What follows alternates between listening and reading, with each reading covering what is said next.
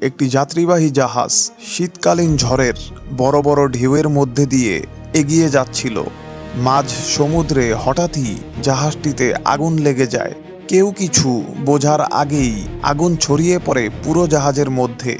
তখন জাহাজে থাকা যাত্রী এবং ক্রুরা জাহাজের ভেতরেই আটকা পড়ে যায়। আগুন এতটা ভয়াবহ রূপ নেয়, জাহাজে থাকা ফায়ার ফাইটার টিম আগুন নেভাতে পারে না। সবাই বাঁচার জন্য ছোটাছুটি করে, নিরাপদ আশ্রয় খোঁজার চেষ্টা করে। জীবন বাঁচানোর জন্য কিছু মানুষ সমুদ্রে ঝাঁপ দিতে বাধ্য হয়। এই ভয়ানক কাহিনী যাত্রীবাহী ফেরি নরম্যান আটলান্টিক জাহাজের। কেউ কি সেদিন এই জাহাজ থেকে বেঁচে ফিরেছিল, জানবো আজকের এই ভিডিওতে।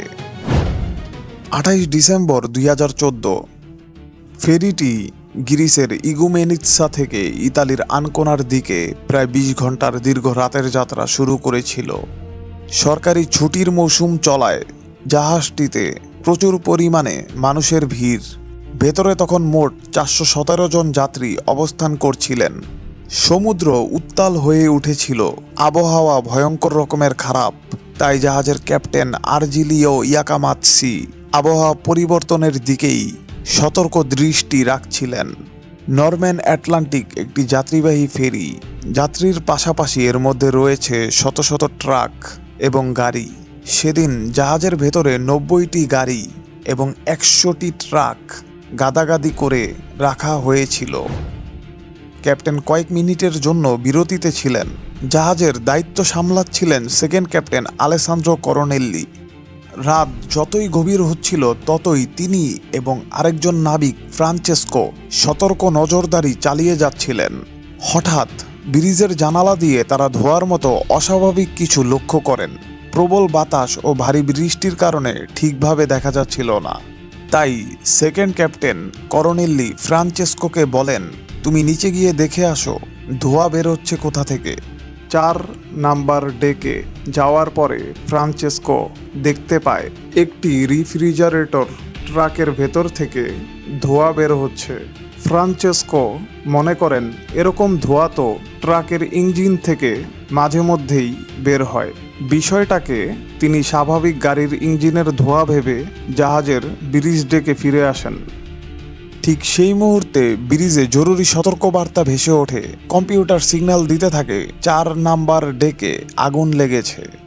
ক্যাপ্টেন সঙ্গে সঙ্গে জানালা দিয়ে বাইরে তাকালে দেখতে পায় দাউ দাউ করে আগুন জ্বলছে। ক্যাপ্টেন তখন ফ্রান্সেস্কোকে বলেন, জলদি জাহাজে থাকা ফায়ার সার্ভিসের লোকদের আগুন নেভাতে পাঠাও। এদিকে ক্যাপ্টেন সঙ্গে সঙ্গেই আগুন নেভানোর আরেকটি ব্যবস্থা গ্রহণ করেন। 4 নাম্বার ডেকে ড্রেঞ্চার সিস্টেম চালু করতে আদেশ করেন। এই সিস্টেম বৈদ্যুতিক পাম্পের সাহায্যে সমুদ্রের পানি তুলে স্প্রিংক্লারের সাহায্যে চারিদিকে পানি ছড়িয়ে দেয়। কিন্তু সব চেষ্টা সত্ত্বেও আগুন থামে না, বরং সেটি ক্রমেই আরও ভয়ঙ্করভাবে জাহাজের মধ্যে ছড়িয়ে পড়তে থাকে। জাহাজের মধ্যে ধোঁয়া ছড়িয়ে পড়তে থাকে। যাত্রীদের মধ্যে দ্রুত আতঙ্ক ছড়িয়ে যায়। ফায়ার সার্ভিস কর্মকর্তারা আগুন নেভানোর জন্য এগিয়ে যাচ্ছিল। তারা জানতেন তাদের দ্রুত আগুন নেভাতে হবে, তা না হলে আগুন পুরো জাহাজে ছড়িয়ে পড়বে। কিন্তু এক ভয়ানক অবস্থা তৈরি হয়।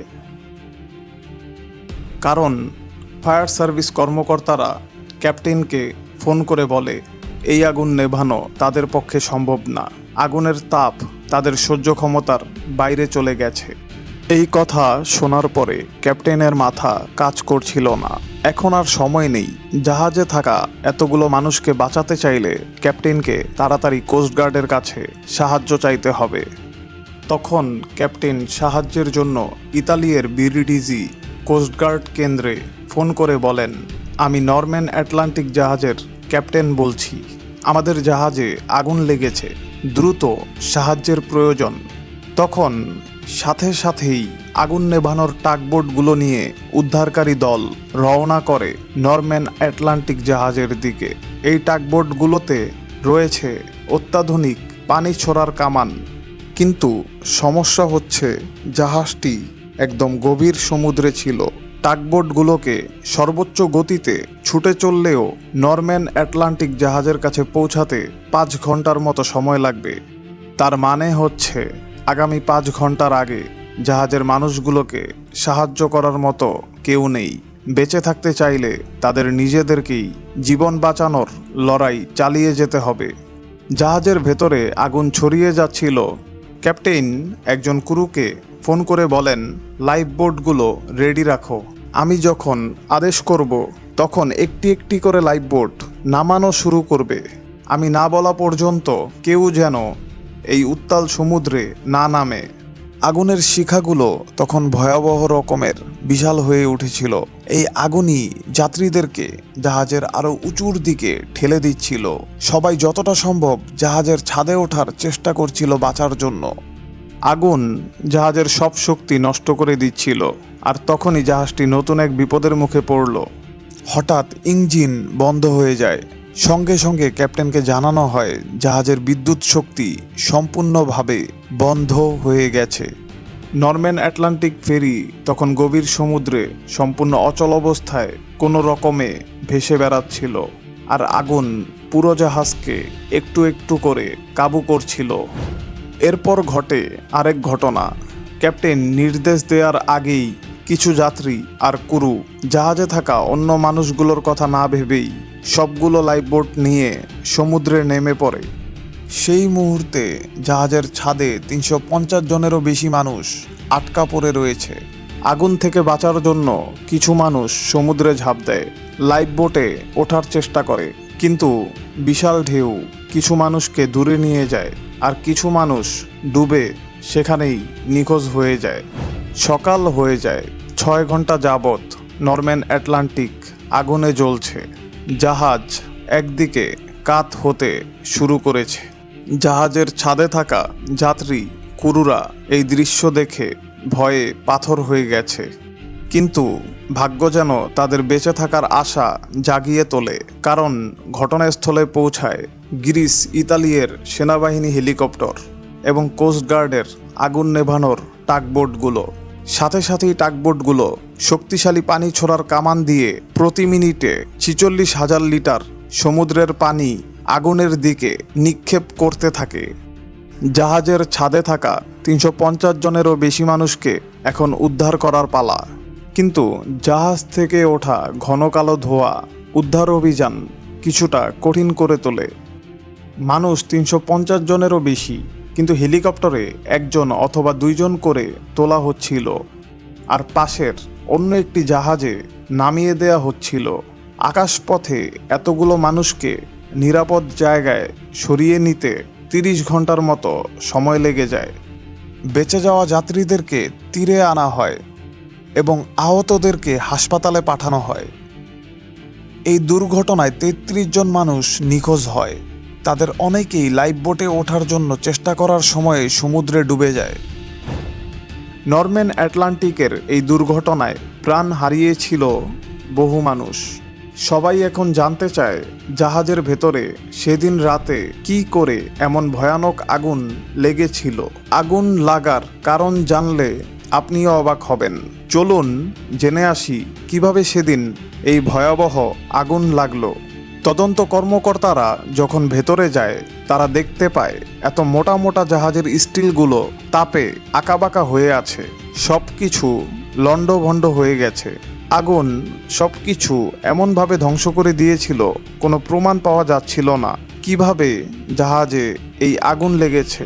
সেদিন রাতে জাহাজে কি কি ঘটেছিল, কোথা থেকে আগুন লেগেছে স্পষ্টভাবে বোঝার জন্য তদন্ত কর্মকর্তারা নাবিকদেরকে ডেকে আনেন। কিন্তু সমস্যা হচ্ছে নাবিকরাও বলতে পারছিল না কোথা থেকে আগুন লেগেছে। তবে নাবিক ফ্রান্সেসকো নারদুল্লি তদন্ত কর্মকর্তাদেরকে জানায় সেদিন রাতে তিনি 4 নম্বর ডেকে একটি রেফ্রিজারেটর ট্রাকের ওপর থেকে কিছু ধোঁয়া উঠতে দেখেছেন। তিনি বিষয়টাকে নর্মাল ট্রাকের ধোঁয়া মনে করেছিলেন। তার কথা শুনে তদন্তকারীরাও অবাক হন। তদন্ত কর্মকর্তারাও অনুমান করেছিল 4 নম্বর ডেক থেকেই আগুন লেগেছে।